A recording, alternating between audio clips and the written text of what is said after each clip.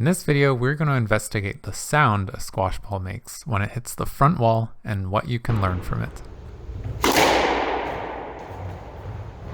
Two things inspired me to make this video. The first being Coach Philip's new website called squashball.info, which helps players choose the right type of ball to play with, and the second being the insanely powerful backhand of John White. I'll leave links to those in the description if you want to check them out later.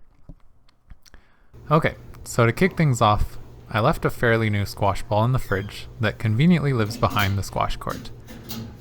Before warming up the ball at all, let's hear what it sounds like when I hit a couple forehands.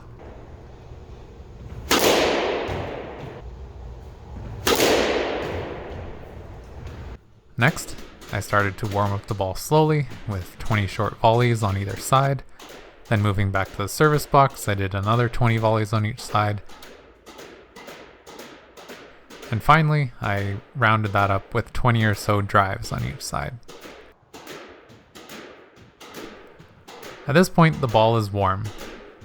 This is probably about where it gets to with newer players after they knock up the ball before a match. Let's listen to how this sounds. It's starting to get that nice deep popping sound, but it's not quite there yet. Next, I really whacked the ball around to the point where it started to heat up. It took maybe 100 or so figure eights. At this point, the ball is hot to the touch and almost floats around the court. This is how the ball should be during match play. I can easily bounce the ball on the floor and catch it, for example. Let's listen to how this one sounds. Notice the nice popping sound the ball makes after it comes off the front wall when I make really good contact with it. Now I'll stop talking for a minute and play the 3 different sounds repeatedly and close together so it'll be easier for you to hear the differences.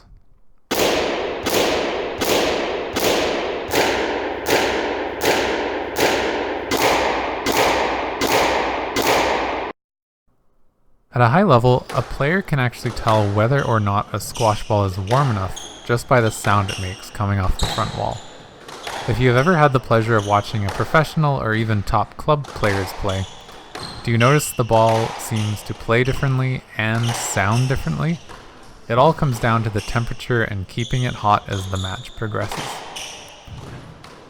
So why is it important to play with the right ball? Well, let's imagine that you want to practice your drop shot on your own.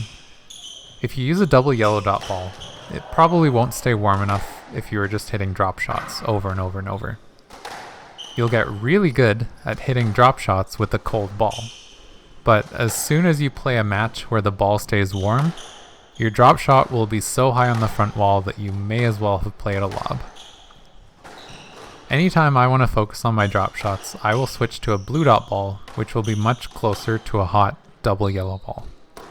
If I'm playing on a cold court, I'll switch to a single yellow dot ball. If I'm playing with somebody new, I'll use a blue dot. Your goal should be to maintain the same level of bounciness at all times, so you're never wasting your precious practice time. Anyway, if you enjoyed this video, be sure to subscribe, comment, like, dislike, hit the bell, send me a letter in the mail if you really want. I don't know what YouTube wants anymore.